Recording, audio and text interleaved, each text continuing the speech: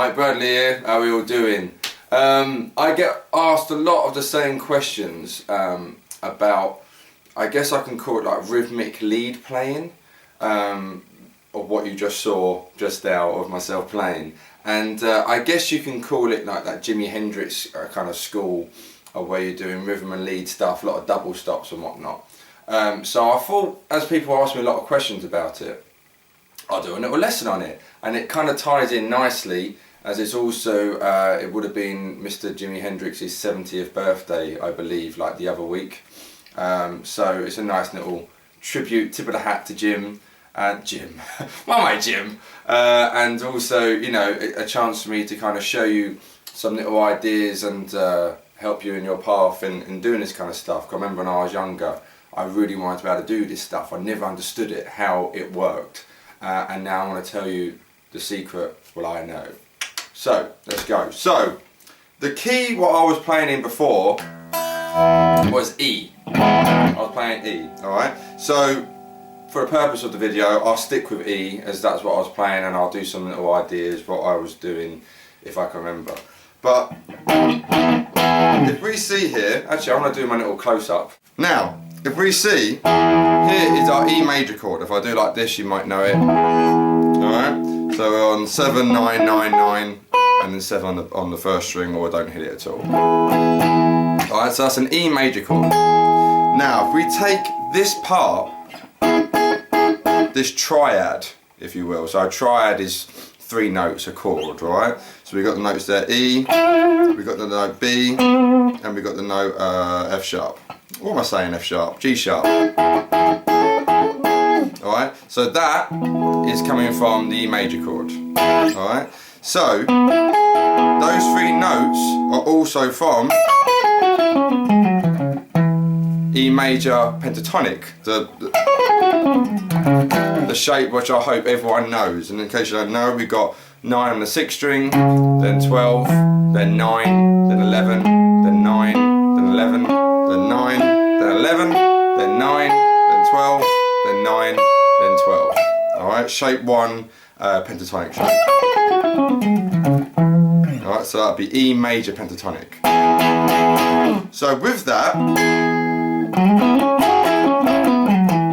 we can do all that classic, great guitar, rhythmic lead, Hendrix-y, Steve Ray Vaughan-y, everything else I can think of style of playing. So something like that, if you're playing the E, and then where your 3rd finger is, go up to the 5th string, slide 9 to 11, and now you're in your shape 1, and then we can do our little, well, I'm doing a double stop there, so I'm hitting 9 and 9 on the 4th and 3rd string. So just getting used to that, or I'll do a bit more rhythmic to it.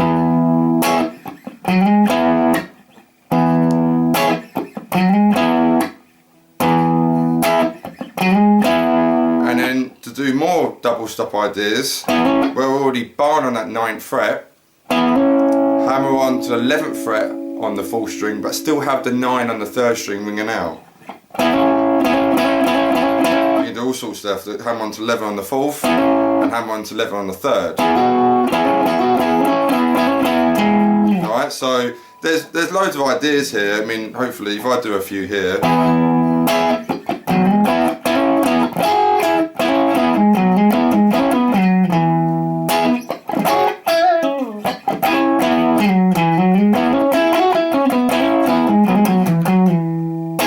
So it's all from that pentatonic shape, it's just having the rhythm still locked in with the chord there while I'm playing. So there's the beat happening.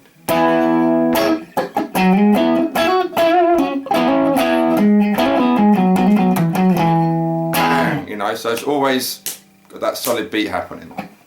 So hopefully you got some ideas there. So that basic one I showed you, something like that. You can, there's no rules to this, it's not written in stone, you can change your rhythm, but you can see the idea where I'm holding on the 9th fret and hammer on to the 11th.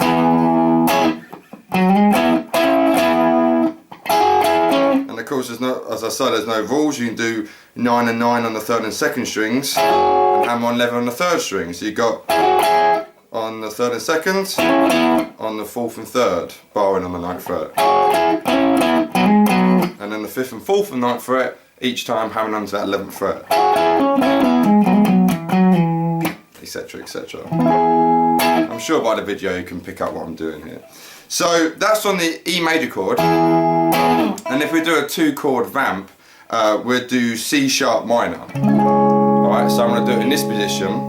So that's your standard minor shape. I'll try and get my second finger out the way there, as you can see. Alright, so bar on the 9th fret, 11, 11 on the 5th and 4th strings.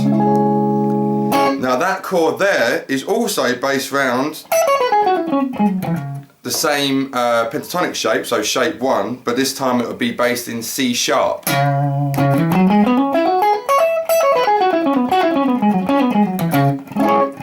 Now, in case you're thinking, why can you use the same shape for an E and the same shape for C sharp minor? The answer for that is that E major and C sharp minor have exactly the same notes. It's just that with E major, E is the root note, and with C sharp minor, C sharp is the root note. So this is quite a lot of theory if you're new to this, but basically E major and C sharp minor is the relative minor to E major. Down! Head fuck. But basically E major scale has the notes E, F sharp, G sharp, A, B, C sharp, D sharp and E. Now to find the relative minor in any major scale, it's always the 6th note. So if we count 6 up from E, 1, 2, 3, 4, 5, 6, E, F sharp, G sharp, A, B, C sharp. So C sharp is the relative minor. So a C sharp minor scale will have the notes C sharp, D sharp, E, F sharp, G sharp, A, B, C sharp.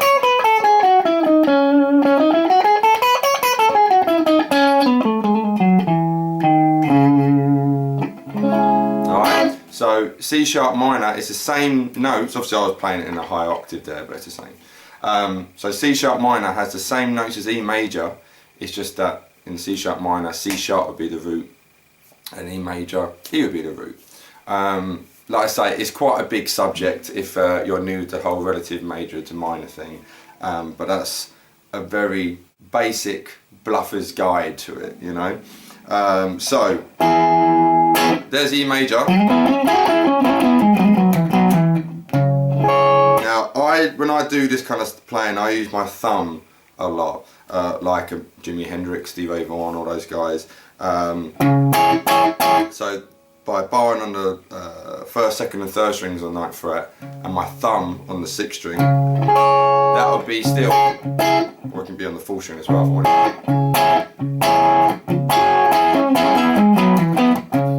Still be acting as a C sharp minor chord.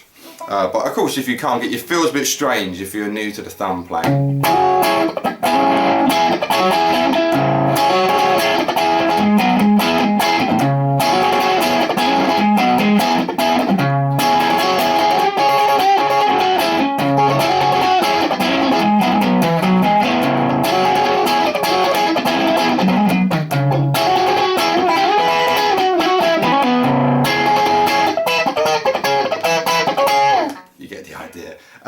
So by doing that as our C sharp minor chord, we can do a similar kind of vein of what we were doing before, because it's all the same notes. It will just sound slightly different because we've got a different root note.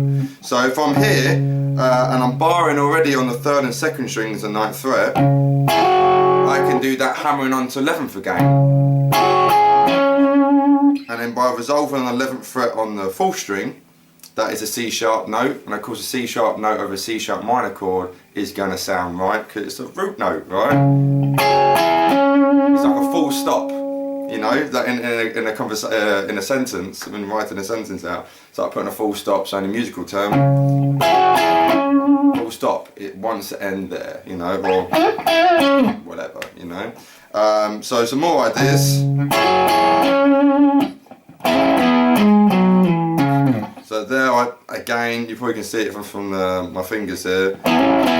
Same idea as before, 9 and 9 on the 4th string, hammering on and coming buff off. So I'm hammering that on, then taking it off, and playing those two double stops there. 11th fret on the 5th string, and if you want, still have those two 9th frets ringing out, and that'll be an inversion. I'll talk about that another time, but that'll be an E over G sharp. All that stuff. Then 9 on the 5th string, slide back to the 7th fret, and then finish on 9 on the 6th string.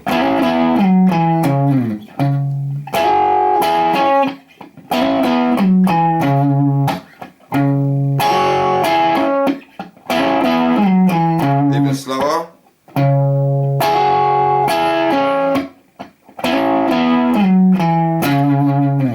Alright, so when you put them two together, you've got the E major chords.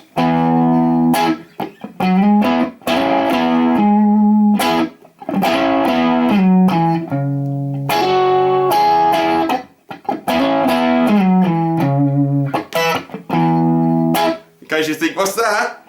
I just did the top two strings on the 12th fret. So you can see I'm just really milking this shape 1. Hopefully you know all your 5 positions of pentatonics. It's hard to kind of see through a camera what you know. If you was in front of me about to say, God damn it, learn your 5 shapes. But yeah, it's very crucial that you know your 5 shapes in the pentatonic. So of course you can branch out into the other shapes as well, but for this little lesson I'm just doing it primarily I wanted to finish in C sharp. I'm doing it just in shape 1 and a little bit into shape 5 there actually. Just realised that.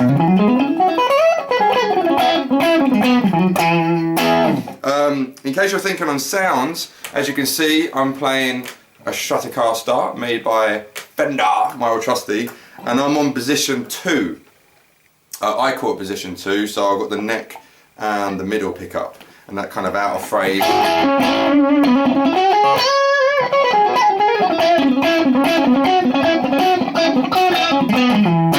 Out of phrase kind of position.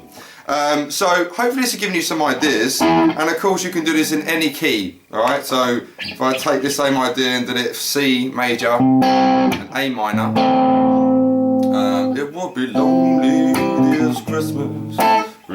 Sorry. So it'd be the same idea there.